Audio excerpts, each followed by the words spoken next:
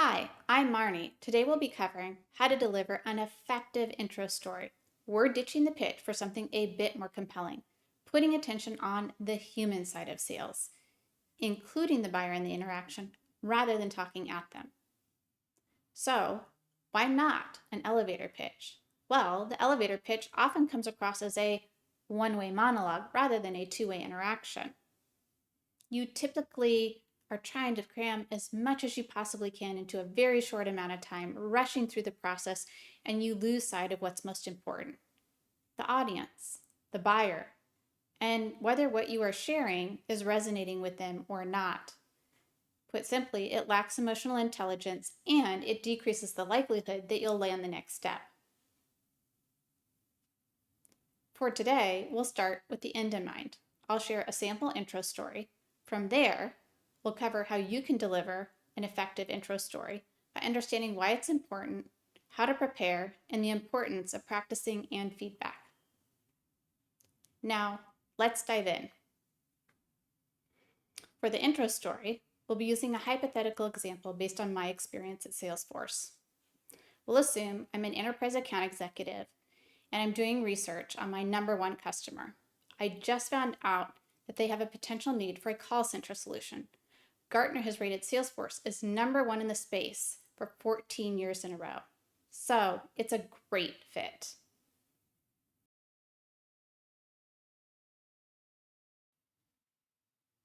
Hi, I'm Marni Heinz. I'm an enterprise account executive at Salesforce in the retail industry group. Prior to joining Salesforce, I spent 10 years in IT, both at Google and in Big Five Consulting. In my current role, I help retailers reduce support costs and increase shopper satisfaction by simplifying the post-purchase experience. In fact, companies report a 27% reduction in support costs after deploying Salesforce's Service Cloud solution.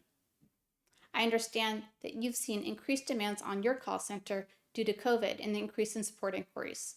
This has also resulted in a lot of unhappy shoppers. You'd like to improve productivity in the call center and get back to the place where you once were with shopper satisfaction. Did I get that right? Great. If you're open to it, I'd love to learn more about the challenges you're facing, see if there's a mutual fit, and I'd be happy to share what other retailers are doing in this space. Are you available for a 30-minute conversation over the next couple weeks?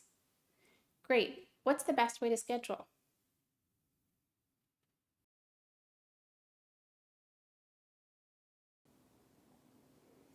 I hope you enjoyed the sample intro story.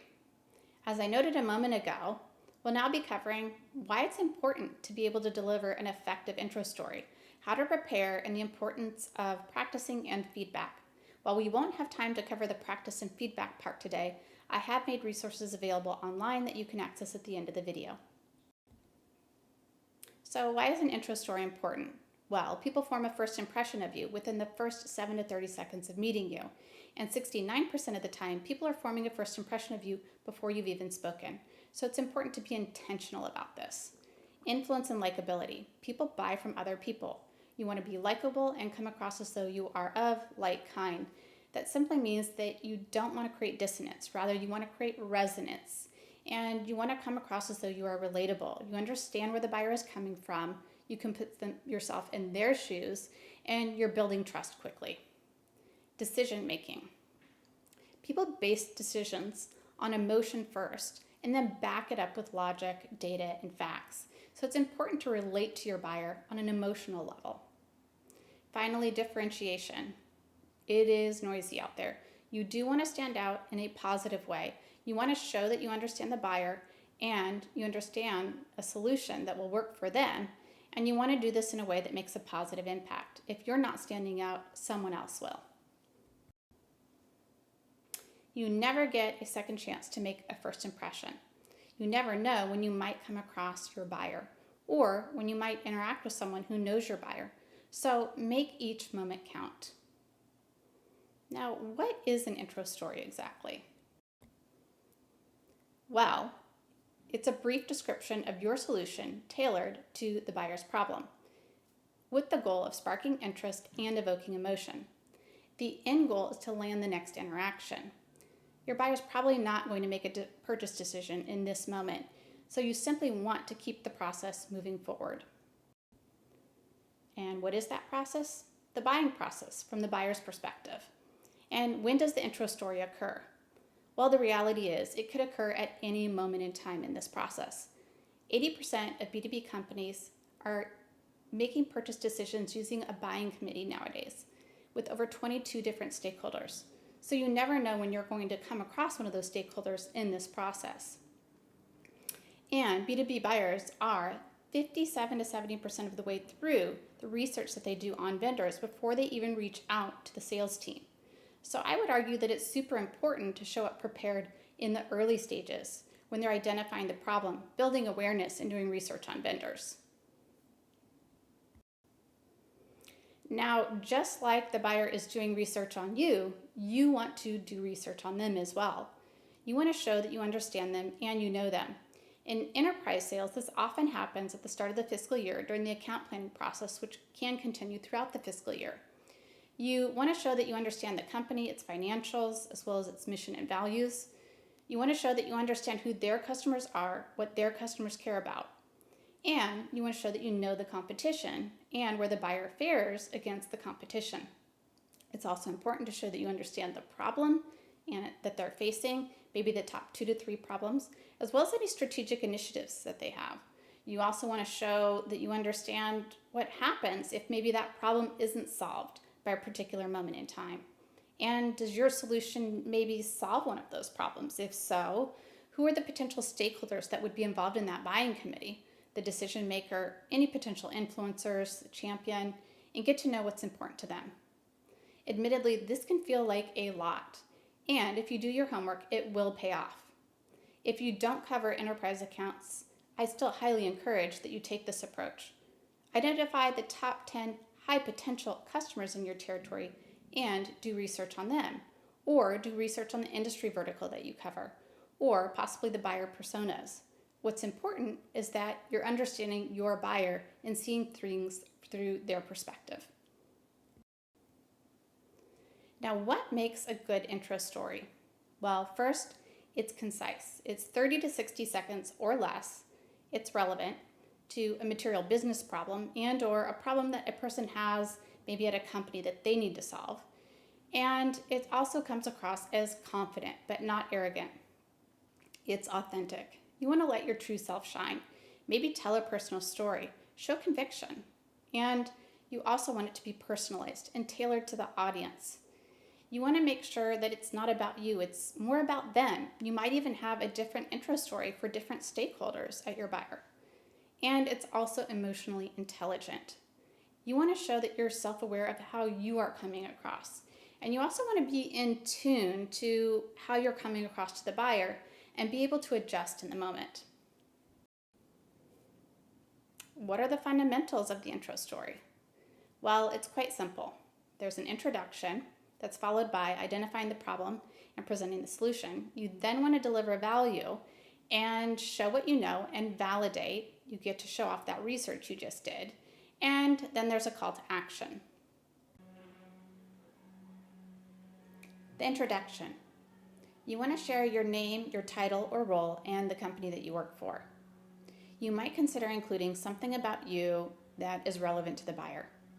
And you might just consider sharing your company's mission or values, again, if it's relevant to the buyer. You also want to cater to the audience in terms of style and approach. The way I approach a CTO is quite different from an IT system administrator. You also want to pay attention to nonverbal cues, things like eye contact, posture, tone of voice, pace of voice, hand gestures, and facial expressions. 93% of what we communicate is based on nonverbal cues, not the words that we say. Earlier I shared that 69% of the time people are forming a first impression of you before you've even spoken. This is how.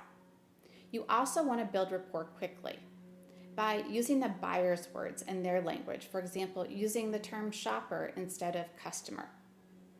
You also want to mirror body language where appropriate and not in a creepy way. You might simply lean into the same location of the Zoom screen as to where your buyer is located. In the sample intro story, I shared my name, my title, and the company that I work for, and I added a couple of extras. I shared that I'm an enterprise account executive, highlighting that I cover enterprise level customers. I also shared that I'm part of the retail industry group, putting attention on the fact that Salesforce specializes in the retail industry and might even have solutions to cover this space. I then shared that I have a 10-year history in IT, both at Google and Big Five Consulting. I assumed my hypothetical customer was the Gap, a company that I covered previously when I was at Salesforce. I know that at Gap, 50% of the buying decision comes from the IT department, so I want to be relatable in this way. Google is a highly admired tech company in the Bay Area and also worldwide. Gap admires Google and is also headquartered in the Bay Area. Gap often relies on Big Five consulting companies to do implementation work after a software purchase decision is made. So now you want to identify the problem and present the solution. You want to share how your solution solves the buyer's problem. Keep in mind that people don't want your product, they want what your product can do for them. In the sample intro story, I did this when I shared that we help retailers reduce support costs and increase shopper satisfaction by simplifying the post-purchase experience. The solution is simplifying the post-purchase experience of the shopper. I also added a bit of value in by highlighting the reduction in support costs as well as increase in shopper satisfaction. I specifically chose those items because I know that Gap is hyper-focused right now in this hypothetical scenario on reducing costs overall. So I thought that was an important thing to highlight. Deliver value. Here you want to show why your company for this solution instead of the competition. You want to share the ROI or value that the buyer should expect to receive after deploying your solution. You might want to consider sharing a client testimonial or customer success story. And don't forget those nonverbal cues, rapport, and BU. In the sample intro story, I shared that companies are experiencing a 27% reduction in support costs after deploying Salesforce's Service Cloud solution. I chose this metric because I know that Gap is focused on reducing costs at the moment. I could have shared a retail success story, and there's only so much time, so I had to choose wisely, and I tailored what I chose based on the audience. Now you get to show what you know and validate. You get to showcase the research that you just did. You want to show that you know this company, this particular buyer, and you understand the problem that they're trying to solve. Don't forget about those nonverbal cues, rapport, and BU, and you also want to validate. Is the buyer leaning in or backing away? What are those nonverbal cues telling you, and how can you adjust in the moment? In the sample intro story, I did this when I shared my understanding of Gap's problem, that they were seeing increased demands on their call center as a result of COVID and the increase in support inquiries coming in from online purchases that also resulted in unhappy shoppers. I also went a step further by sharing my understanding of how they were attempting to solve that problem by improving productivity in the call center and getting shopper satisfaction back to where it once was. Notice that I'm also using in this moment words like shopper and retail. I'm doing this specifically to be relatable to Gap and what's important to them rather than using my language. Call to action. Now you always want to show up prepared with a call to action, desired outcome, and intention, and you want to be willing to adjust in the moment. You want to get curious, get some feedback. I know that I said that the intro story should be 30 to 60 seconds, but the reality is no one's got a clock ticking on you. So go ahead and lean in and ask, is what you are sharing landing? I did this in the intro story when I checked in and I said, did I get that right with regards to the problem that they're trying to solve? Based on what the buyer shares, then you want to move into the call to action. In the sample intro story, I assumed that the buyer did lean in, they confirmed that I got the problem right, so I felt comfortable and confident in moving into my originally planned call to action. I shared what it was, which was to understand better their challenges that they're facing, as well as offering up some value. I offered to share what other retailers are doing to solve this problem. I also included that we will see if there's a mutual fit. I didn't make any assumptions. I wanted the buyer to feel like they're part of this interaction. And finally, don't forget nonverbal cues, rapport, and BU. And don't leave that next step to chance. Get it on the calendar. That is super important. I did this in a sample intro story by asking, do you have 30 minutes for a conversation over the next couple weeks? Once I got confirmation of that, I asked, great, what's the best way to schedule? I'll leave you with this. Luck is what happens when preparation meets opportunity. Show up prepared and success will follow. Thank you for your time today. Feel free to reach out. I provided my contact information here.